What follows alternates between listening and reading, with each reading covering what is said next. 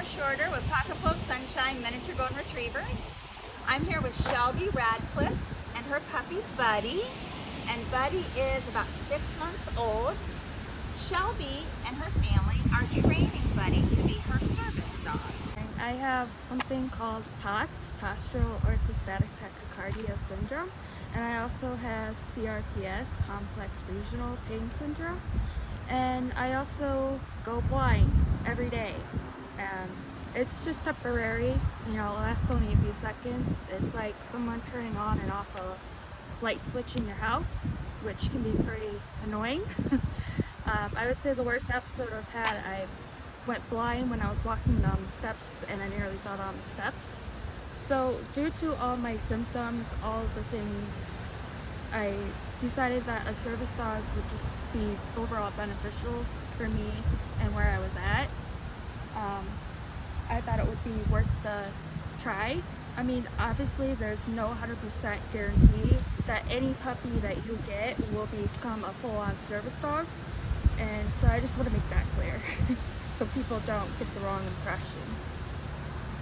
That's a great point. So when Shelby and I started dialoguing, you were interested in working on training your own dog to be able to assist you in your home and also outside of your home. And so a service dog mitigates a condition or disability for an individual. So the goal here is that Buddy would be able to do certain tasks to assist her with daily living so she can live the richest life possible, as well as just be a great companion.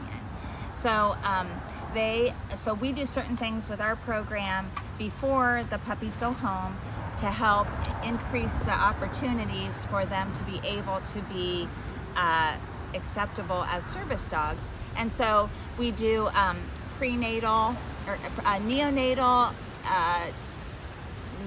neurological stimulation, as well as give him a treat and see if you can take it out of his mouth.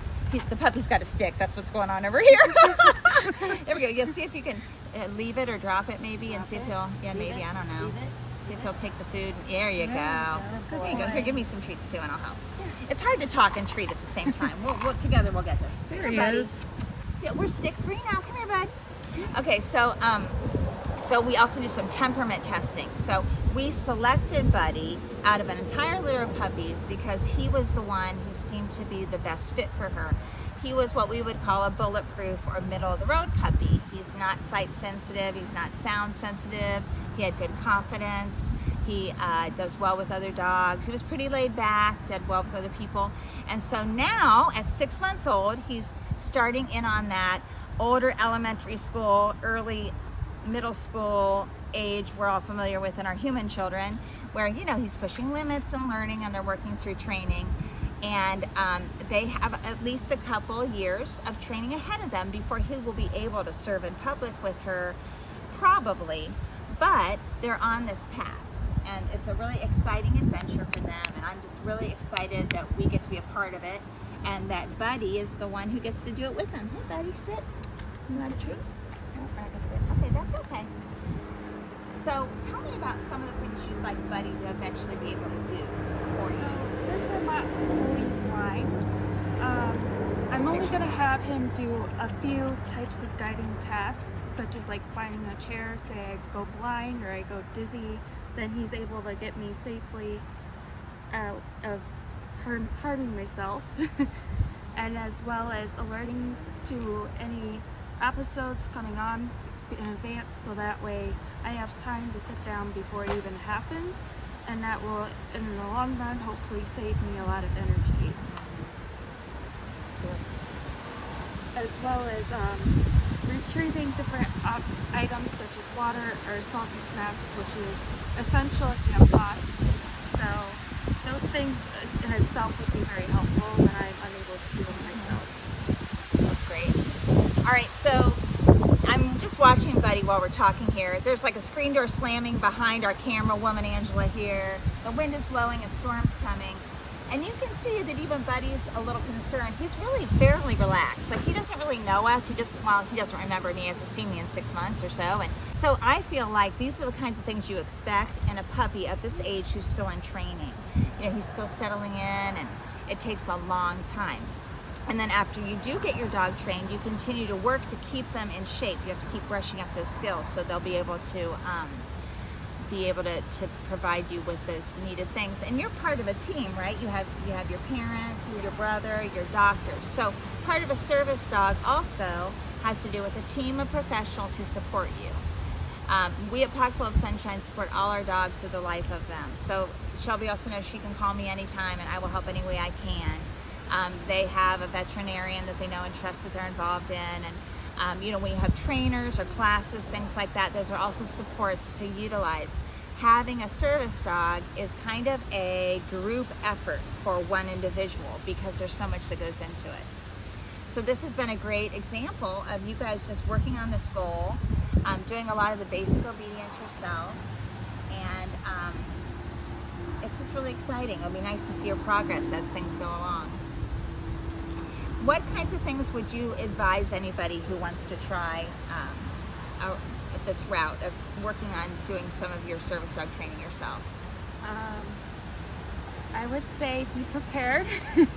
I mean, it is a lot of work. You're dealing with picking up stuff for your dog. You're dealing with keeping stuff out of your dog's mouth that they shouldn't have. Yeah, Buddy, here. In fact, why don't we just model that right now? Buddy was eating something. Do you want to call him Was over it a and give him stick, treat? Buddy? Yum, yum. Yes, good. There we go. Good Yes. boy. So she just redirects him to a better choice, the treat she has in her hand. Look, and now he settles down and he sits at her side. And that's amazing and awesome at 6 months. That's what we would expect to see. So it's good. What kinds of things does Buddy help you with now, just as a sweet, loving companion while you're in training? So right now, I mean, before I would have Buddy, I would pretty much sleep in my bed all day. And that was partly because I was trying a different medication. And so pretty much I spent my entire day in my bed sleeping until I had Buddy, and then, he forces you to get up. He's not gonna be like, okay, yeah, let's just chill all day. No, he has a routine of his own. He's like, let's go. No, we're going now. Okay, so he gets you moving a little Yes. bit. That's true of me with my dog Waffles. If I'm having a down day, she's like, oh no, we need to go play ball. But he's compassionate, right? Like you're Yeah. having a sad day, but he's compassionate with you, but yet he's able to kind of get you moving. And he's not like stressed out by your feeling sad or whatever. Right. Yeah, and that's another aspect we look for, that low tenderheartedness. We don't want them to be too sensitive if they're a working dog, because they need to be able to help their owners get up and get moving when they need to. So, good. All right, Buddy. Here, Buddy, come.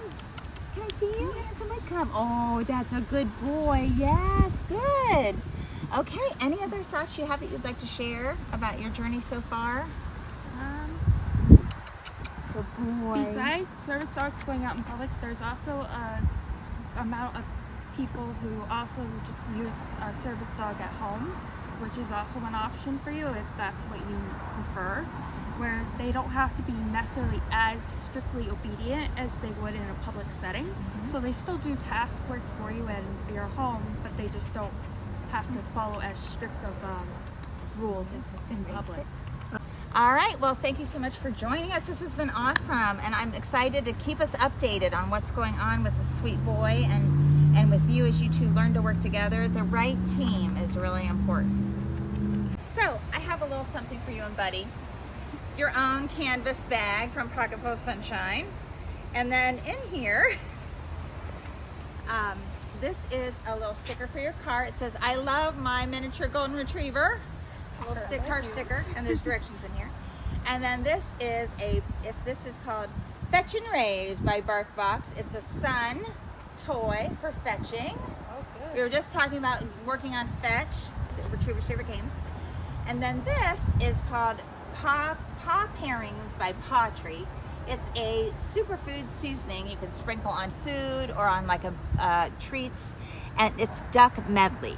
So it's all raw food, and the idea, you can use it if you have a dog who's a picky eater, but I was telling Shelby one thing she could do, if you're using kibble as a low value training treat, because it's affordable and good for them, you can take like a big jar of it and sprinkle like a teaspoon of that on it and shake it up real good, and it just coats that kibble and makes it taste like something different, like duck, and makes it more exciting. So it's another great way to manage your training regime. Oh my goodness. Oh my goodness. Aw. Did you paint this? Yeah. Shelby, I'm gonna cry. I love it. Oh, I'm gonna put this in my office. I Little love it. They're puppies. swimming. Oh, how cute. No, they're running in a field of lavender. I got it now. They're running, They're running in a field of lavender. lavender. I love Oh, this. it's like your lavender Thank business. you so much. Oh, it makes me want to cry. It's so sweet. Oh, that's I adorable. love it. Thank you. You're welcome. I'm gonna. I am speechless. This is such a nice gift. I have some beautiful artwork from several dog owners, and this will go in my gallery with my puppy pictures I've gotten. This is my first painting, though. My first private commission. You are really talented. Thank you. Wow. If you need any help with portraits for your dog, call Shelby here. She'll There you put it go. in a field of lavender for you.